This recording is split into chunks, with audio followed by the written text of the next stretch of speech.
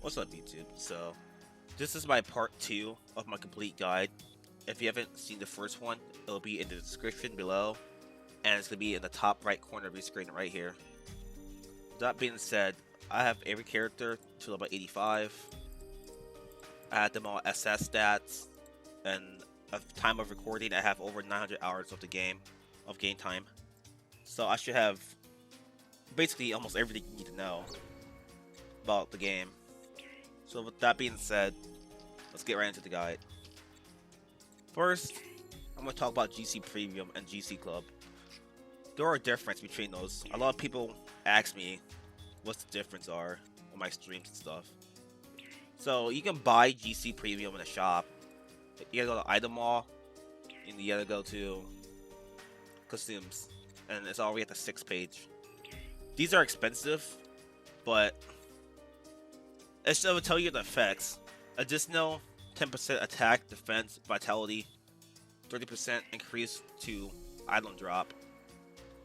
This means you get 30% drop rates increase. Like in Dimish's Door, you get like a higher chance of items dropping, like armor, weapons, and so on. This also works for farming for pet manuals as well. You get like a 30% increase of drop.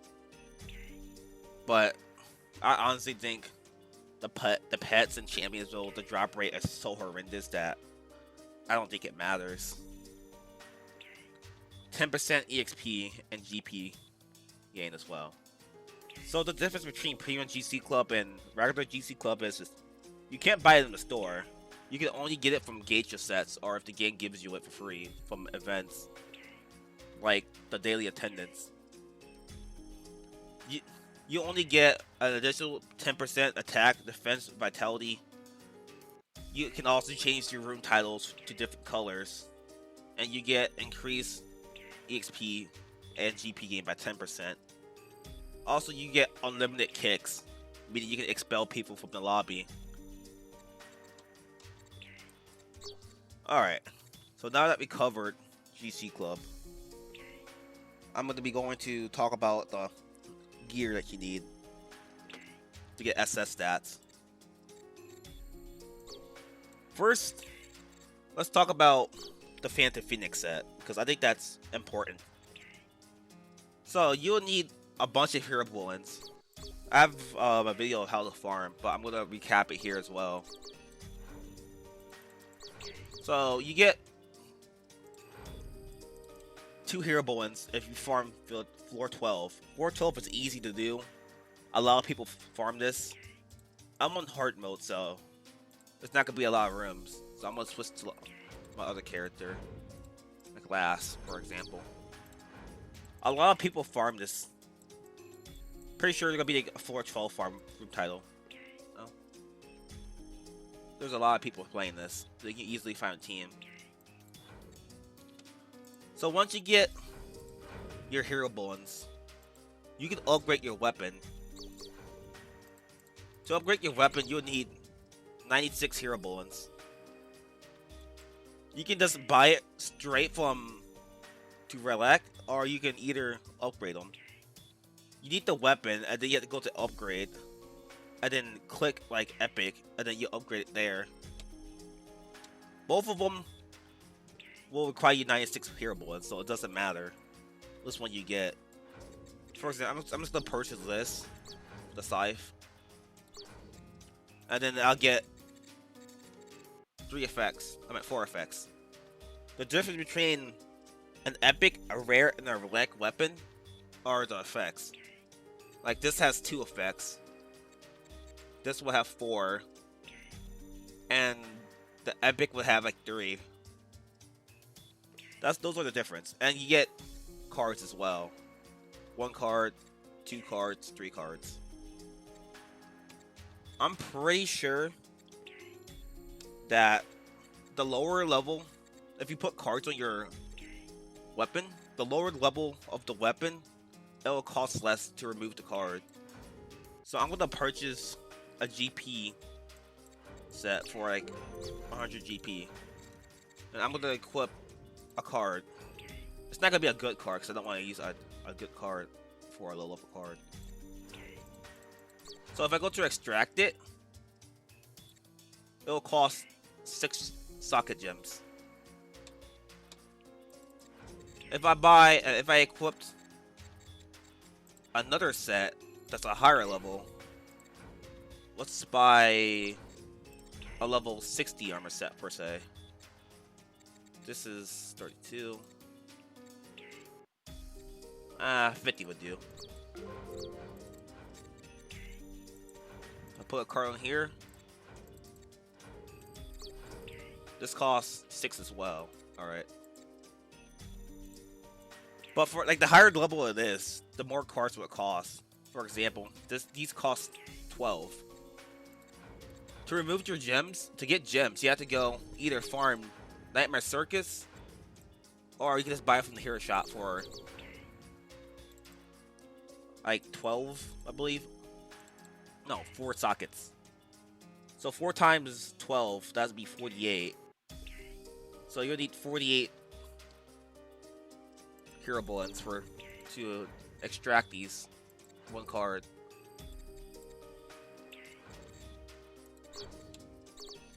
Alright. So once that you get the Phantom Phoenix set, I would highly recommend having 2 spare sets. Like, make one your main and put cards on there that have good effects. Make that your main set, and then have a duplicate item that you want. Because your endgame gear should be either Phantom Phoenix or it's a true Iron Dragon helmet. To get this set, you would need to gather. Let's see. You need to gather 20 Hellstorm Demon Cores. You get that from the Crucible. 9 Demon Core. You need that for SOD, Sanctum of Destruction. And Randall's Demon Core. You get that at farming Wizards of Labyrinth. I would recommend, if you have a lot of characters above level 80, just do floor 1 and keep spamming them. Keep spamming that. The best characters to do floor 1 is Lass, Ryan, if you use Nephilium. Lass, because you can use this skill right here. You can kill the mobs faster. The Venom Slice. This kills mobs almost instantly, almost. Let's recommend using that. Ronan, Fire, and his second job, Dirt and P-Bar. Arme, for spamming Blood Pest and Finish Touch on your Dirt and P skill. Jen is probably up there with the best characters, because if you have his 4th job, 4th MP skill, his God of War does a lot of damage to mobs. You can kill them all at the same time, basically. So these characters are probably the best you should use to farm. Or Elesis if you have Dirt Job, and if you have her SS, use her Dirt Job 4th MP bar. Anyways, once you get all that, you can go ahead and just go to the reinforcement shops. You need 1 million GP as well, and just forge it just like that, and you get 4 effects.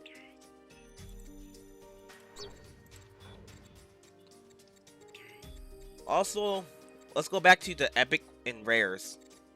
You can still get SS stats if you have Epic and Rare items. Like, for example, my Elesis, she has 3 epics, 4 epics, and she's at 64k. And like I said before, if you have all the characters with 4th job in my last video, you'd get collection effects. This stacks onto all your characters. This is the max right now, currently. So that will also boost your stats. All you have to do is put like a card on or so, 2 cards. Upgrade your sword, and you get SS that way. But that's not ideal for endgame armor. Just if you want a quick SS, do that. Make sure it's not your best cards either, though. Alright. Let's get into critical attack damage and critical attack chance. Because there's a lot of questions about that as well. So, I have 43% critical attack chance and 413% critical attack damage. My critical attack chance is kind of low for my critical attack damage. Because I should have 50% by now. And if you have around like 350%, you should get around 44.4%. That's going to give you one of the highest critical attack chances and damage. Like, that's how I one-shot bosses as well. Because it goes hand in hand. The higher the critical attack damage, the higher your critical strike chance should be as well. That's what I'm trying to say. If you have above 450%, you should roughly have like 55%. But I mean, if you get close to those, then you should be fine. You don't necessarily need to have the exact critical attack chance and strike that I said, but theoretically, that should be your goal. Alright, so I'm going to talk about GP resets and how to get them as well. GP resets basically changes your props. Let's say that I don't want to have -3 requirements, attack, and P recovery, special defense. I would just get a random roll to try to get something better. You can buy them from the shop if you want, but it's I farm Nightmare Circus for it. You can also buy single prop resets. These are kind of scammy because it's random and it costs like almost $9. You don't choose the effect, it automatically rolls randomly. So even if I get like a -3 requirement, there's a chance that I might get a GP increase, which is stats I don't want. I always would want to roll a critical attack chance or damage, because this is gonna boost your total attack, as long as with MP recovery and special attack. Those 5 or 4 would increase your total attack.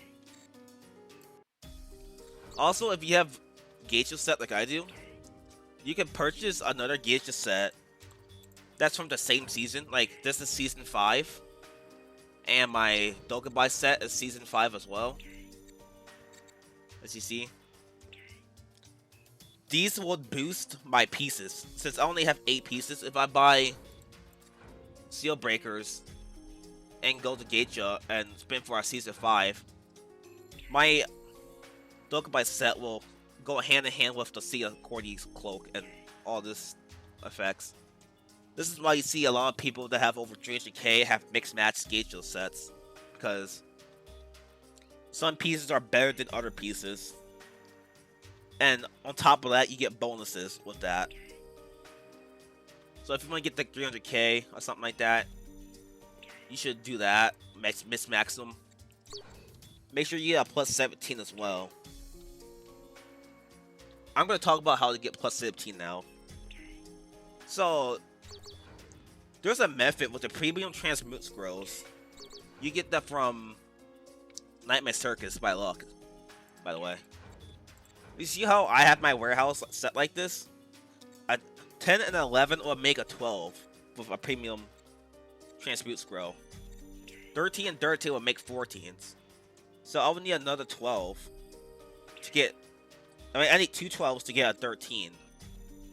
And then I'm going to do a 13 plus 14, and there's a high chance that I can get a 15. But if you do like 2 14s and 14s together, you get a 15 guaranteed, basically. Because there's no lower number. So you want to do that up to like get like 15 or 16. And then I would recommend buying premium reinforcement scrolls, because these protect you all the way up to 17, unlike other ones. For example,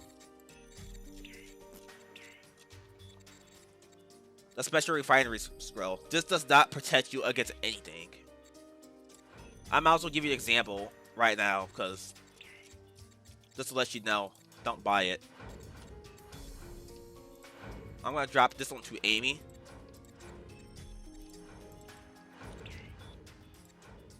Pretty sure she has a plus 11 or something. Oh, I think I already gave this example before. Yeah, so I'm gonna use it in my weapon. The higher, like if it's above 9, there's a high chance that that will fail. Because that's how the system works. Unless you get lucky. Also, to go back to armor, if you're level 72, go to refinery and just go ahead and just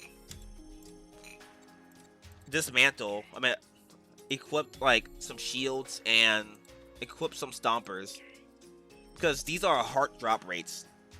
Like, you will not get shields or stompers by luck around those levels, so you might as well just forge them for higher stats at that level.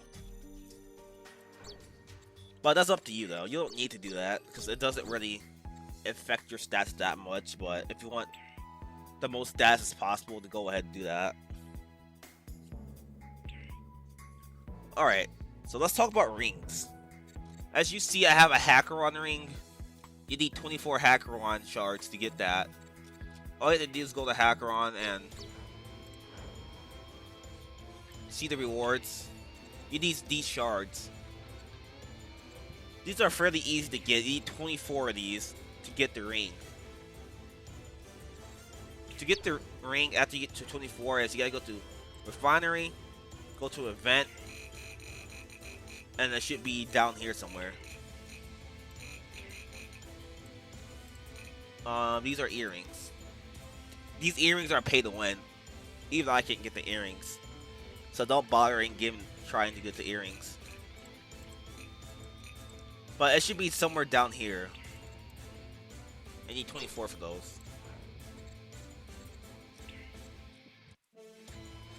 Alright, let's talk about the Gaia ring. Dark Gaia ring. And there's a dark shiny ring as well. You get that from farming Forest of Life. You can do it by yourself and it'll drop. It does not need to be Champions mode. I don't think the drop rate changes, so I would recommend just doing normal mode. Some characters have better luck than others. It took me around like 100 runs by myself just to get it. And I helped a viewer of mine get it. He was using Sieghart, but he got it for Arme, and it took him about 10 runs. Because I backed out once I seen the ring drop. By the way, the ring drops at the boss, so you have to kill the boss and it'll drop.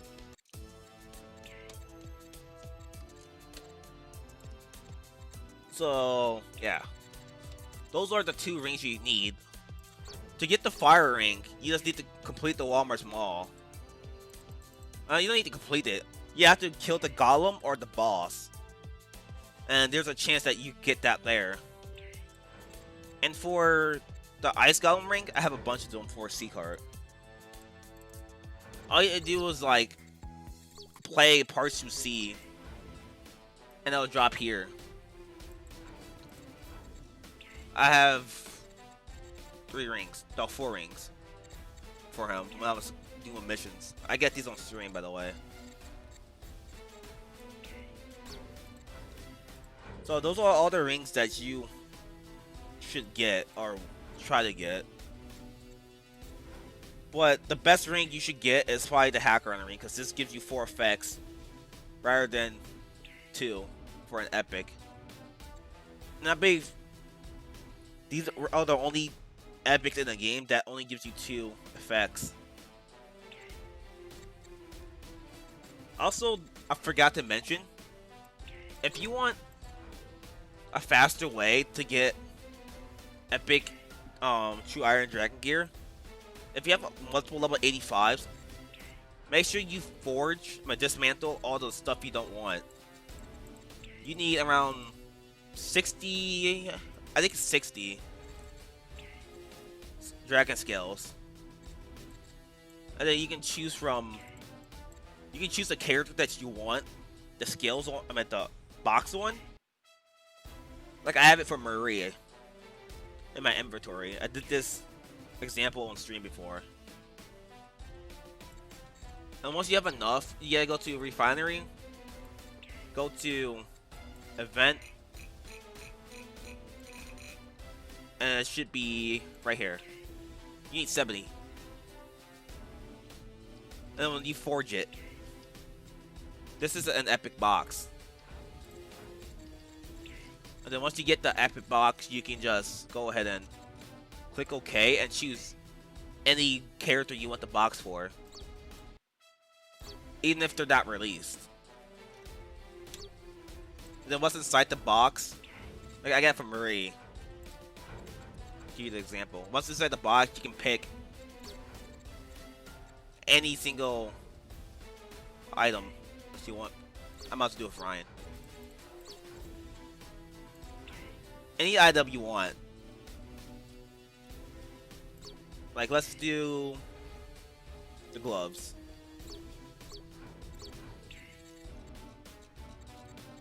Now I have epic gloves. So that's another way for you guys to get some armor.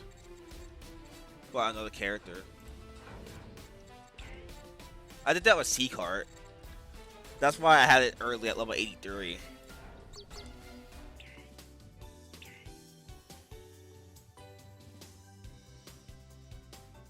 Alright, so now I'll be talking about every character's class and which one's the best ones to use. Starting with Lass.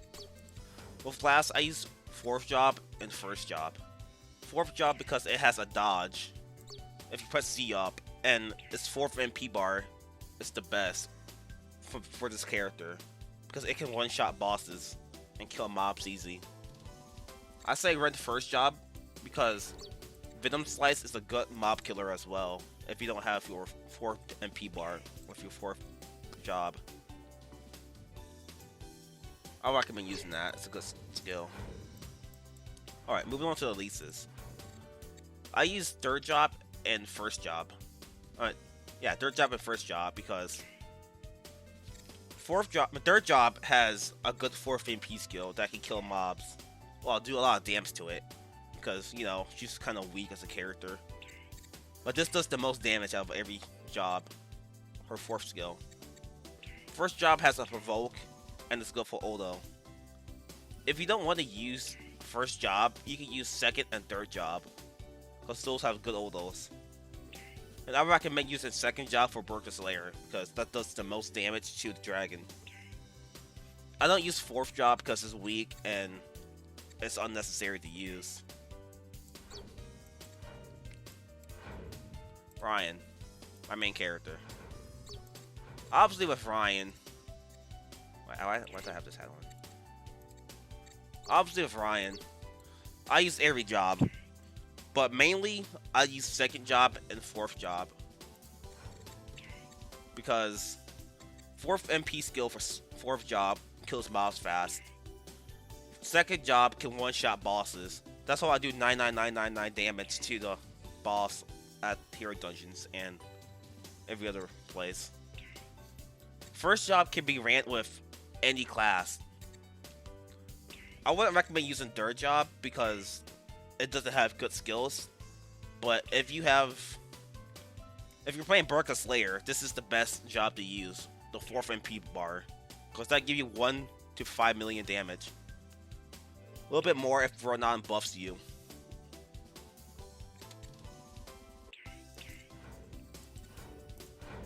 Arme.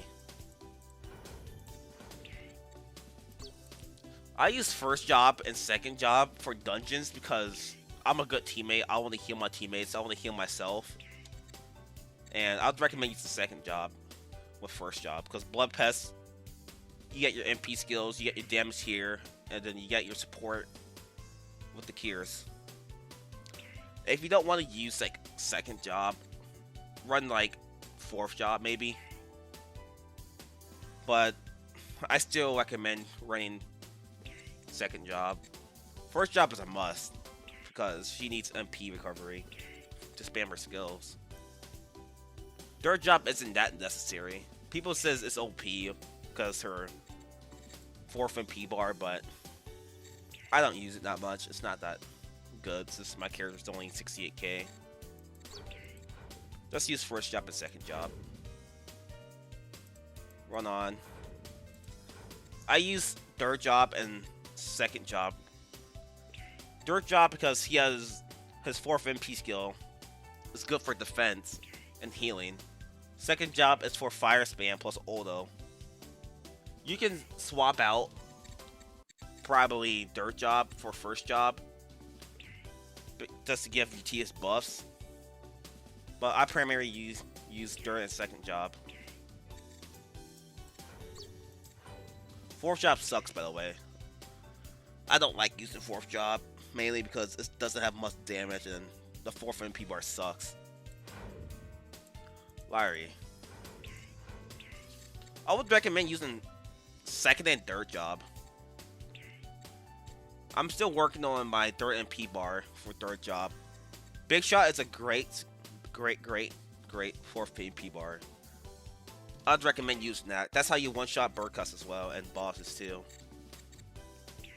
I don't have third job with my Lire, but I will be using that as soon as I get that complete. The 4th MP bar complete.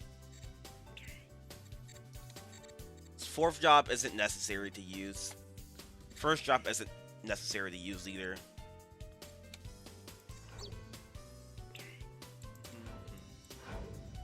Arme. I'd highly recommend running third job as your main. Third and 4th job. I know first job you pick up your teammates, so if you're playing a hard dungeon like Tower of Disappearance, use first job. But for like Burkus Lair and your day-to-day dungeons, just use third and 4th. Third job has the best 4th MP skill for damage, and 4th job debuffs your opponents. And second job isn't that good. I wouldn't use it. Alright, Jen. I use 4th and 3rd bar, 1st bar.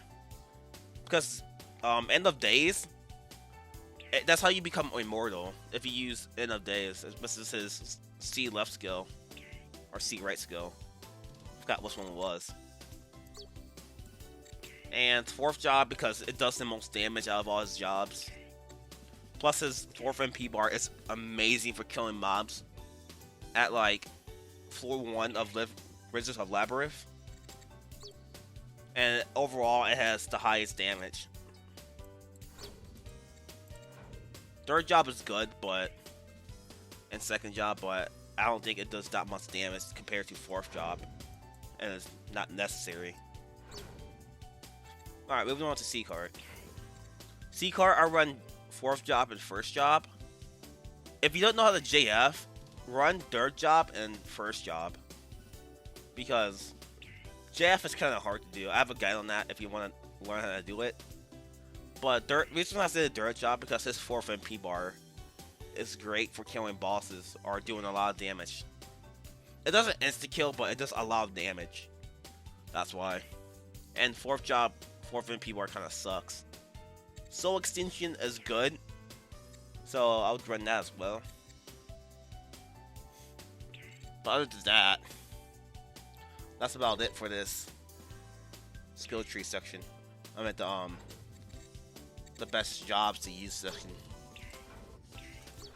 Alright, for the final section of this video, I will be covering the best titles and how to get them.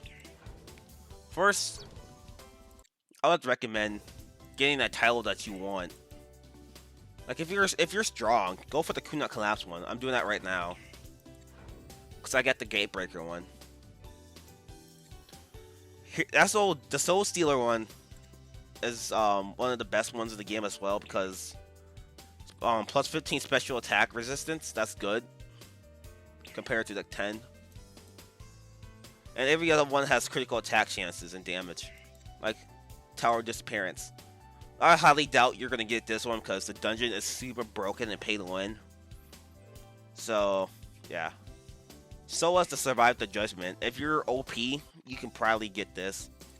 if you're around like 250k, maybe 300k. But your best chances are getting the Underworld Conductor one. You're gonna miss out on Nightmare Circus if you don't want GP preposterous sets to go for Underworld Conductor, because it gives you critical attack damage. I mean chance. And you need 100 runs there. And that's gonna be it for this guide. Make sure you guys like the video, subscribe if you're new, and let me know if I forgot something. The only thing I forgot that I can think of right now is the premium resets, premium transmute scrolls that you get from Hungry Pets Revolt. If you have a team that knows how to like body block the monsters, then go ahead and do that. But if you're gonna do it solo, I wouldn't recommend doing that, because at the end you only get as much coins as the monsters leave behind.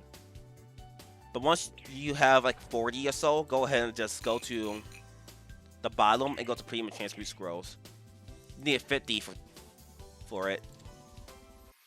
But like I said, it's super hard to complete by yourself.